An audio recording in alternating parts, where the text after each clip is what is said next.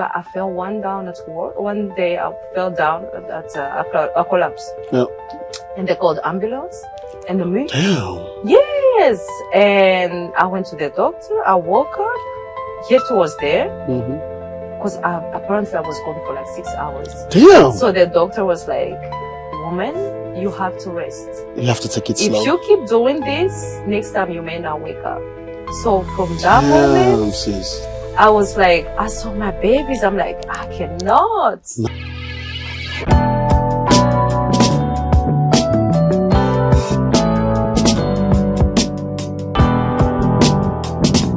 Good morning, good afternoon, and good evening from wherever you're watching, and welcome to another episode of the Clever Chat podcast.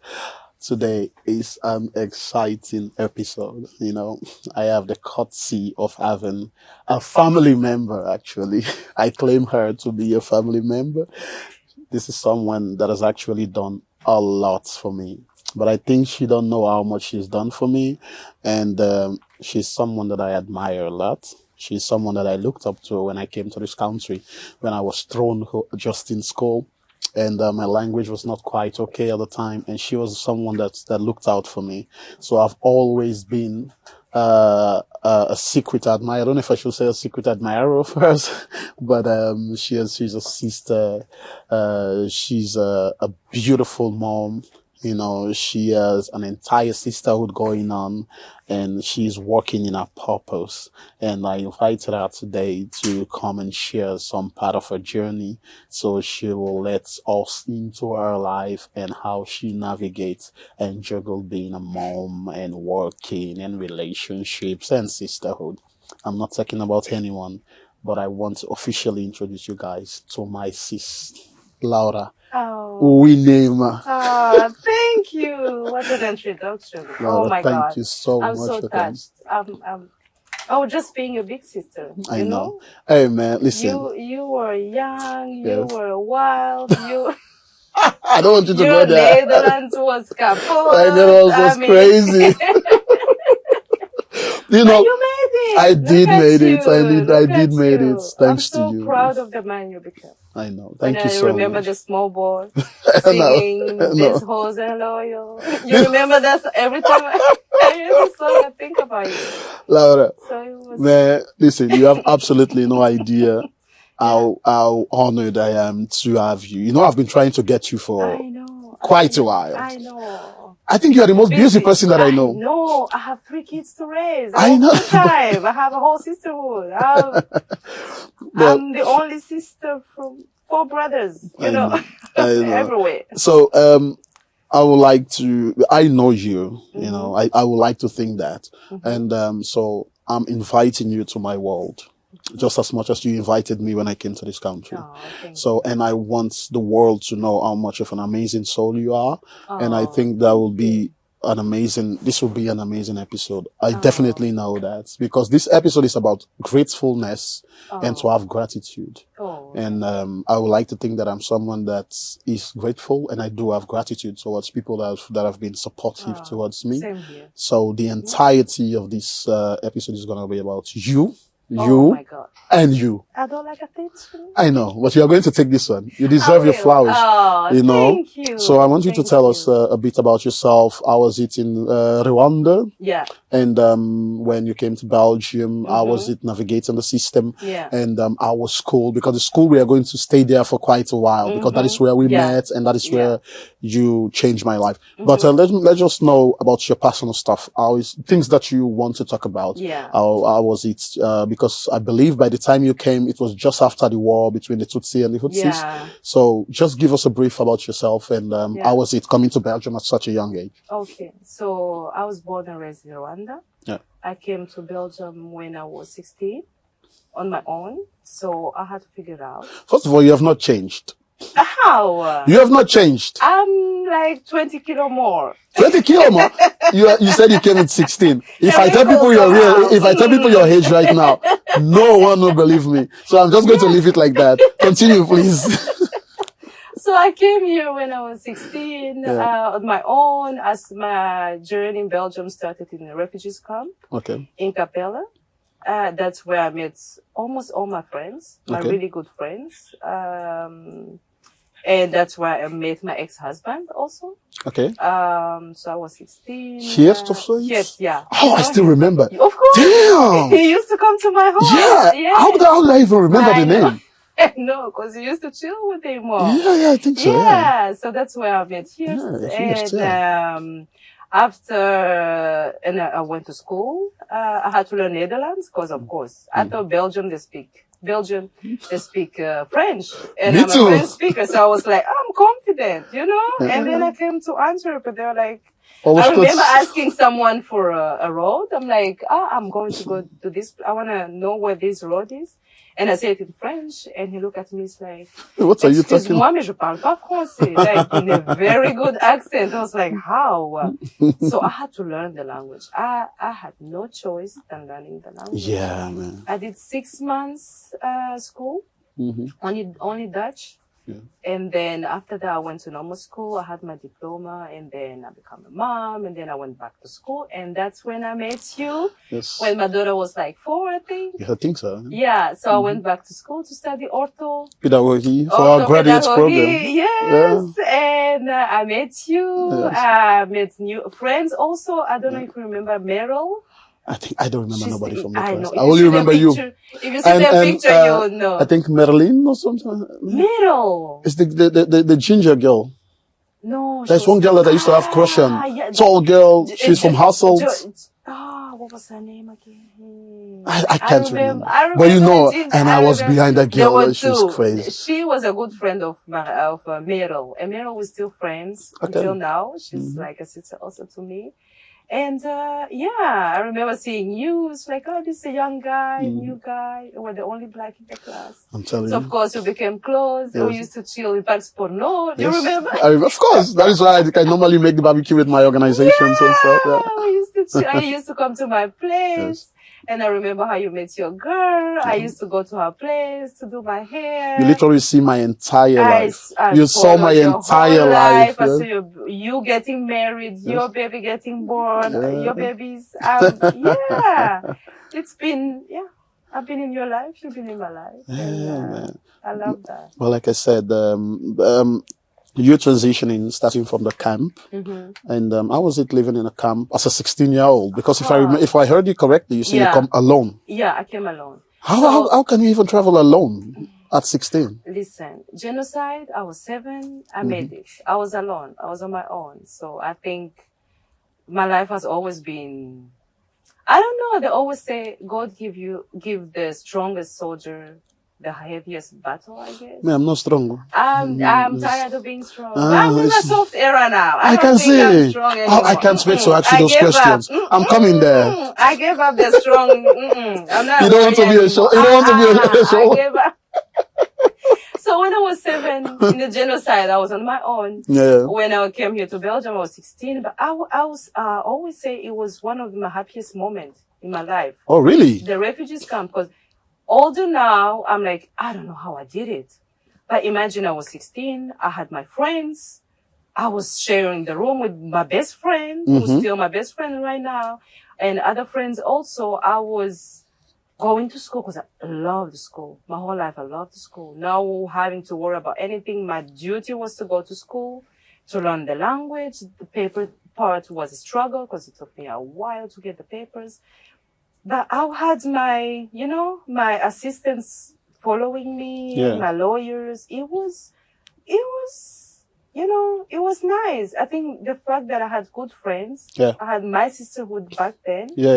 That kept us strong, and we all were responsible kids. That's what I loved about us. Like, there's no one who ended up in drugs, or like, we all were like the school. And if you look at our life right now, it turns out pretty well. We are all where we're supposed to be. That is beautiful. Yeah, so we kept each other, holding each other accountable. We were there for each other. Every step of my life, those friends have been there, and I've been there for them also. So I think having them made our situation less heavy. Mm-hmm. It was like going on holiday with your friends. Oh, And we all really? stayed in Antwerp. That's So quite it was, an expression of being in a camp. We were unaware Of the the situation. situation. You know, you are young, you just go to school, you have food, you know, no bills. I mean, can you imagine a life without bills? My God. Those stats, please. Exactly.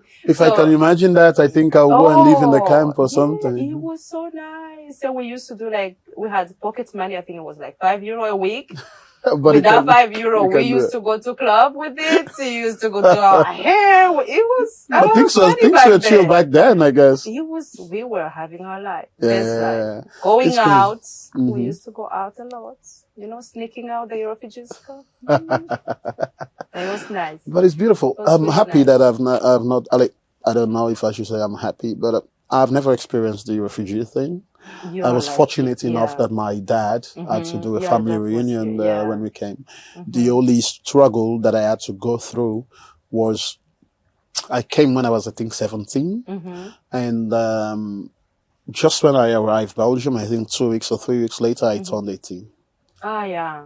That is quite a very bad place to be. Yes. You are old enough not to get documents from your dad, but you are young to navigate the system. Navigate this life. I know. It was a very traumatic experience. So I could not even go to a normal school with my siblings. Yeah. All of them were admissions into school. Yeah. And you had to join I us. had to go to Netherlands. No, not yet. It was before. It was before. Yeah. I had to go to only Dutch, but that's actually shaped me into being who I am. Yeah. Because I had no other obligation but to learn the language.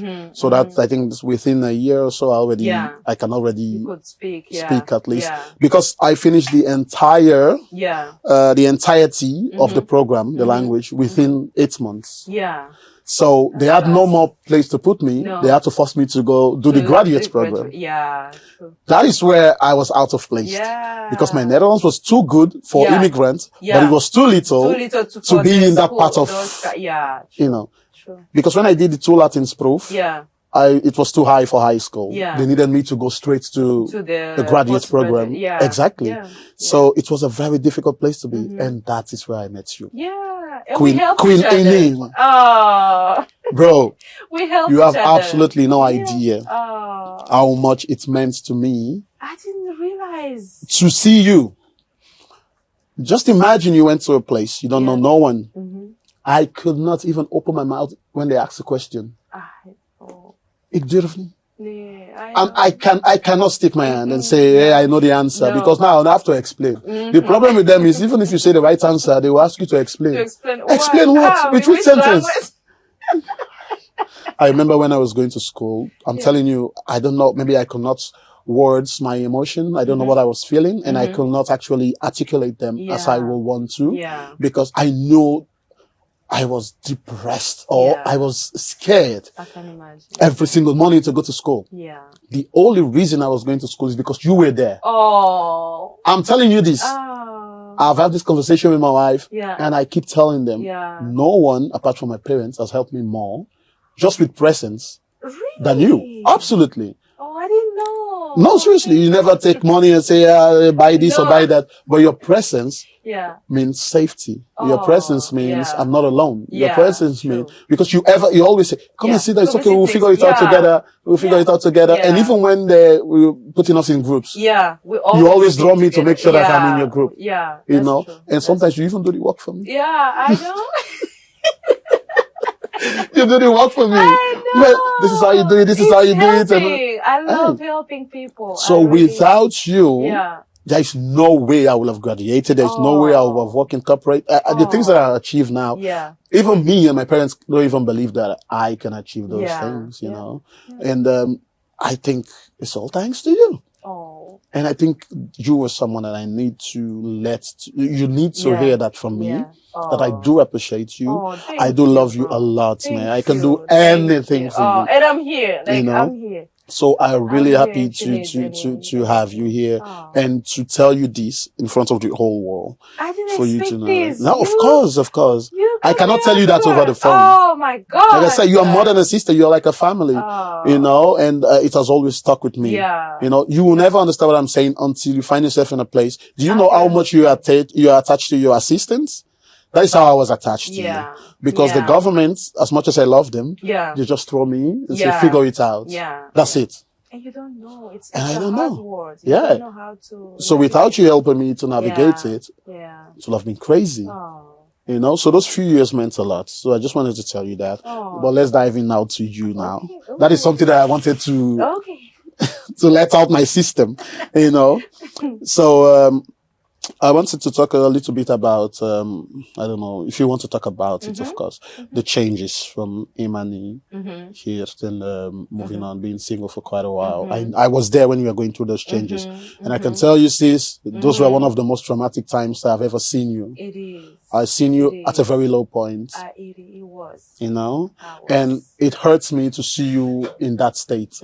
But that's what makes us human. Human, yeah. So and those moments shape you for. So I want us to, if you are comfortable with it, I would love for you to take me through how was it dealing with all that negative press and dealing with raising Imani throughout all that bullshit. I know, right? And finding yourself. And after that, we'll talk about the beauty of the sisterhood. But now let's just talk about you and Imani and stuff. My personal life, So I was married for 12 years. Yes, I know. With the guy, We had 2 kids together. My firstborn is Iman. She's now 16. And we divorced. Shout out to Imani. Shout out to Imani. She's so big and beautiful right now. So big now. She can't wait to watch. You don't know uncle. But trust me, look at your mom old photos. I'm there. She knows. So we divorced when she was 9. It was not easy because I was a single mom with 2 kids. That time I left everything behind. So I only had my kids. I had to find a job. I called you. I know.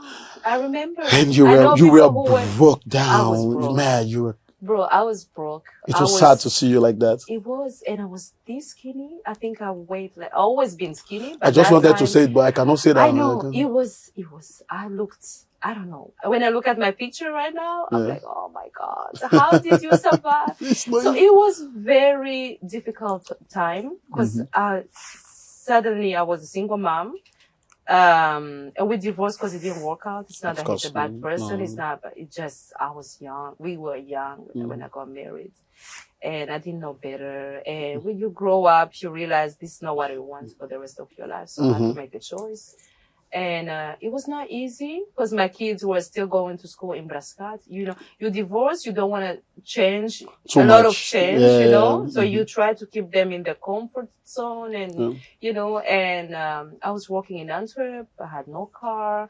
I was doing everything with public transport. I used to sleep. I created my jewelry line when I was going through divorce. Yes. So I would sleep like 2 hours at night and go back to work. And after work, rush to Brascat, pick up the kids, come back to Ekeren.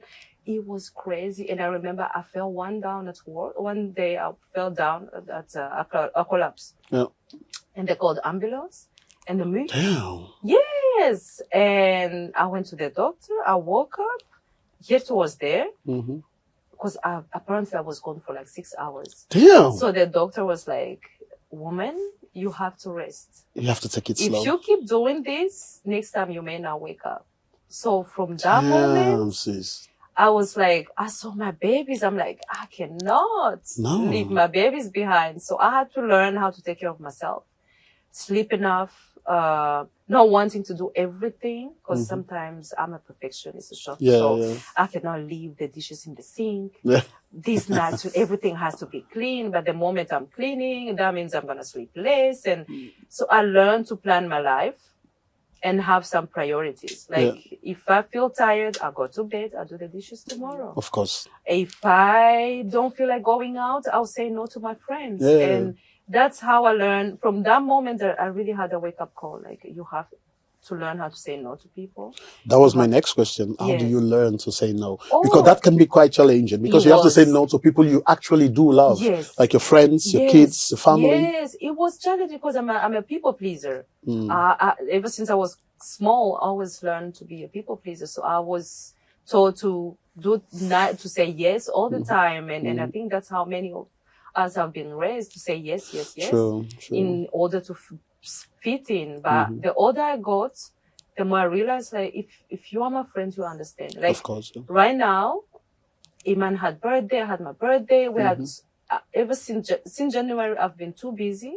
So, Your birthday was lit, by the way. I always. Let me just I love throw birthdays. that in there. I love birthdays. You were going all in. Yes.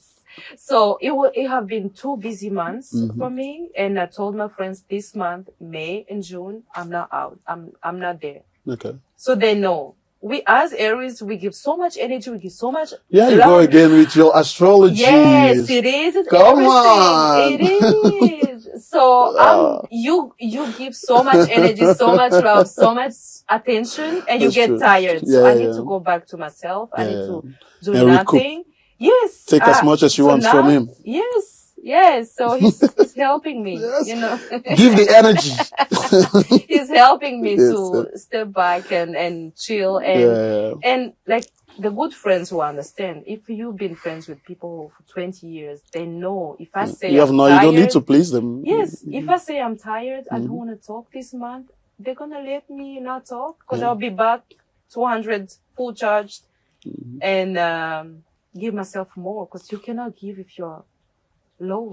So how did you regain trust? Because like I said, I've seen you in your highs. Yes. And also in your lows. Yes. And now I'm seeing you thriving. Yes. But before you thrive, you have to creep and stand and work. True. You have to start giving people chances. Yes. So how did you even find yourself within yourself to actually try again after 12 years of, and not just, the 12 years is just for the divorce. Yeah. There is certain amount of time that went through that process. Yes. So how did you find yourself to start giving chances again? It's hard because I feel like once you try once and twice and it didn't work out, sometimes you're like, oh, is it worth it? Is it worth it? Yeah, I'm saying it now. This is my relationship that I'm in. It's the last chance that I'm giving to you. If it's happened, I would just call Yoram and go and just say, let me just go. Let me just, because it's not worth it. Ali, that is what I would think. Yeah, it's hard to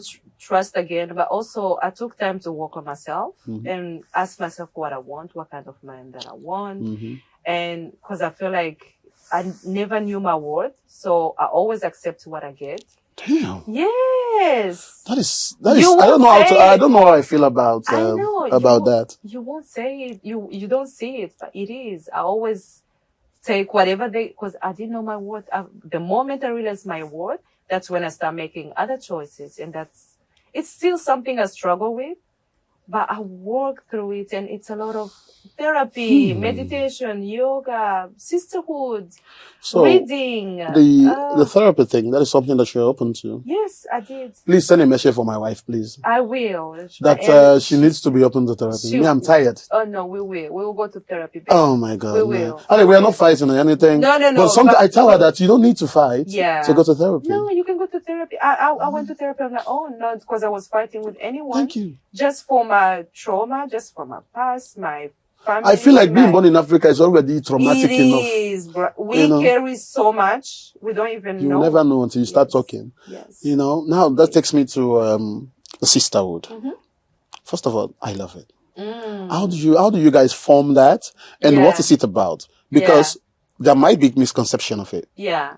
Like when you see girls together, especially having fun and creating a safe space for themselves, we automatically think that they are just single women that are just gathering and doing whatever. No. So what are some of the misconceptions that you have to deal with? And how did you come to be and how you create it and what is the message behind it and how are you guys enjoying each other? Yeah. So it's been, I Shout out think, to the sisterhood. yeah, the sisterhood, my girls. So I started this 3 years ago as a branch, as a vision branch. I was Okay. like, January, we have inspired by my other sister who live in South Africa, and a lady, shout out to her. Cause I like her sisterhood. She inspired me to, I always had good friends. And like I told you, my friends are 20 plus years. I Yeah. have 30 plus years. I have friends who still my friends that we went to kindergarten together. So Wow. yes. So I was like, I need to do something for us that keep us together, that can create a safe place. Cause I feel like I'm regardless somebody, of what you're going through. yes, I'm somebody that people come easily to talk about anything. That is actually true. Yes. So I felt very comfortable talking to you. yes, we can talk about anything, even on the street, even at work. People come to me and then we talk. So my sisters, I'm like, and I want to have a branch where you can create your vision boards, where you can talk about whatever you're going through, and we talk about it and see how we can, if I can help you with, maybe I went through something similar. I can tell you what my therapist say. I can tell you how I navigated. If you are going through divorce, if you like, we always find something to talk, and it's so crazy. We always do it in my living room, and it's only women. It's only women, and only my friends, and everyone open up. We cry, we laugh, and I wish we can create that for men. Oh, I tried. And that's my second project. I think that is so. No, don't do it. I'll do it. Why will we go talk to you? We're creating space. Friends. It's so funny. I have friends. I told one of my friends, I'm like, I want to create a safe place for black men. Because I feel like you black men need that. I think that's something that I might like to do. Please do. I'll send you some people. I need to buy a big house first. Yeah. Oh, no, I don't have a big house. My living room is this big. My house is decent, but it's okay. It's fine. You don't need a big place, so it's a safe place for Actually, this is a safe space also for guys. Exactly. You can come here and always talk about your trauma and stuff. And you know the funny thing, most of the men, they're like, "Oh, we like what you do, but you guys talk about men." I'm like, we don't even talk about men. Please talk about us. You will make us feel bad. We don't talk about men. To be honest with you, most of us, we do feel when women gather.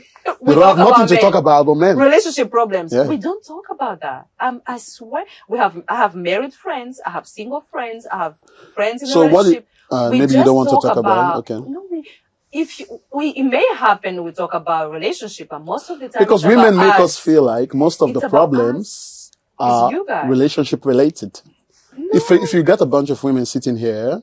I'm not, this is not specifically to what you're saying because I'm not in the room. I cannot tell you what you guys talk about. True. So I'm not going to mansplain myself in there. But I'm just saying, in most cases, when me and my boss are talking, we, based on what we see on the internet, of course, you don't need to follow whatever. Maybe it's the algorithm or whatever. Yeah.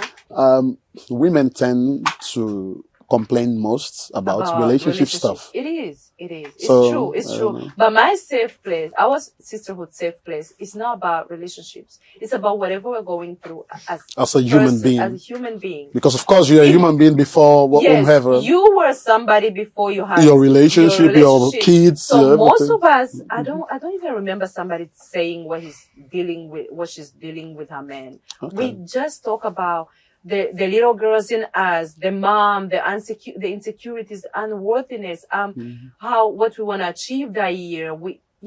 It's more about empowering each other, holding each other accountable. If you say you had a project last year, so every year we come back together, we put the vision board again.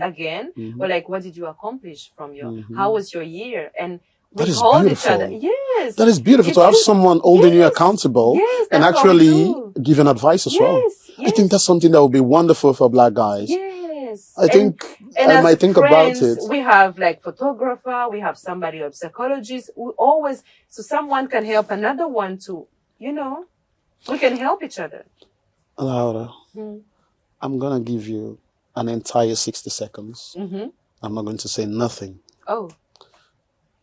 If you can give a message out to young women out there, regardless of their states, single mom, students, whatever. If you can tell yourself as a person, as a 16-year-old back then, what is something that you will tell your 16-year-old self that's emotional. Yeah. I'll tell her that she's worthy, she's beautiful, the body, it's not all, because we as women, we tend to focus on our body more than what is behind, because beauty will fade. So I would say focus more on your beauty is beyond how you look. Because I grew up very skinny and I was bullied, and I wish I could go back and be like, you're beautiful. You're skinny, but you're beautiful. Now I want to be skinny, but I can't. You're worthy, you're beautiful, and take care of yourself. Take care of yourself. Take time to sit and reflect and love yourself. And know that you are strong. We are so strong. Women, we are so strong. There's nothing you cannot handle. It's nothing. And always keep the faith. Everything's gonna work out well for you. Everything. No matter what you're going through now, you may think it's the end of the world. I don't know. Just trust the process. Trust the universe. Everything's gonna work out very well. You heard it here first. That's the most beautiful thing I've ever had from my sister to you. So make sure you take care of yourself. Everything is going to be okay. Thank you so much for joining us to another episode of the Clever Chat podcast. And I will see you again on another episode. Thank you so much, Lara. You're welcome. Thank you. So another episode. Bye-bye, guys.